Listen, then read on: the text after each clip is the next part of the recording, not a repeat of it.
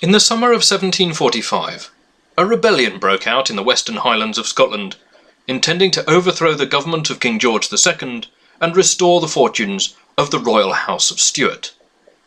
Only the British Army could stop them. The army was led by Lieutenant General Sir John Cope, but having failed to intercept the rebels in the Highlands, he'd been forced back on Dunbar.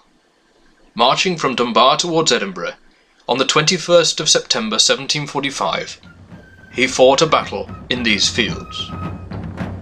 The day before, he had led 2,500 men, cannon, foot and horse, to the east of Prestonpans, and posting sentries in the church at Prestonpans, he'd overlooked the movements of his enemy as they'd taken position at Tranent.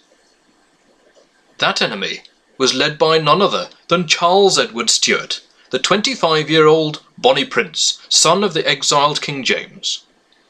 Charles was determined, having taken Edinburgh, now to sweep away Sir John and the last British army in Scotland. He took his Highlanders onto the high ground near Tranent, posting his forward pickets into the churchyard, behind the protection of its stout walls. The Jacobite commanders had already realised that it would be impossible to attack. Although they had the high ground, a bog lay between them and General Cope to the north. Therefore, only a few shots were exchanged between the forward pickets in the churchyard and the cannons posted by Cope to the north of them. The Jacobites had to think of another plan, and so they decided to advance by night. Leaving Tranent, they crossed the line known as the Rigganhead Defile, a narrow passageway which led them across the bogs towards Seaton Palace. This position meant that they were able to gain the flat grounds to the east of General Cope's camp, and from here they'd be able to attack. Close to where Seaton West Main stands today, the Jacobites drew up in this field, 2,000 Highlanders ready to attack. Their best men at the front, with muskets and broadswords, they prepared to charge against Sir John Cope's position.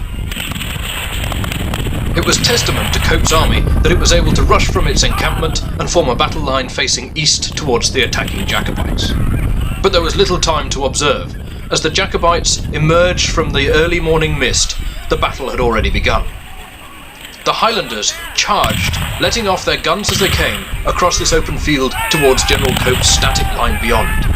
The British cannon opened fire, but the volunteer artillery crews were soon too terrified of the oncoming Camerons to man their positions.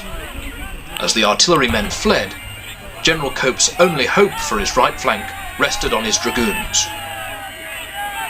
But the horse soon lost heart too.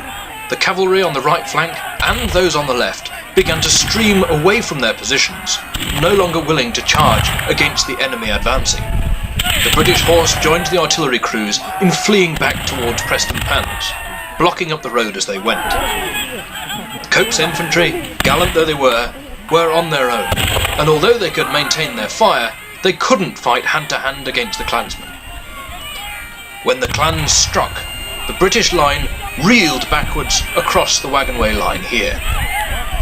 Desperately seeking an escape from the scything axe and sword blades, the British soldiers began to flee en masse, 2,000 men running towards Prestonpans, only to become trapped against the walls of Preston House, where the community centre now stands.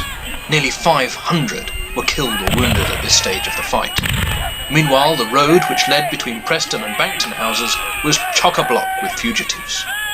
Bankton was the home of the dragoon officer Colonel Gardner, who later would be led here to Tranent Manse to breathe his last. Johnny Cope, meanwhile, rallied what was left of his cavalry and led them up this road and on towards Berwick. It is known today as Johnny Cope's Road. At Kirkensey House, to the north of the battlefield, the British baggage train was captured along with its treasury. It had been a decisive victory for Charles Edward Stuart.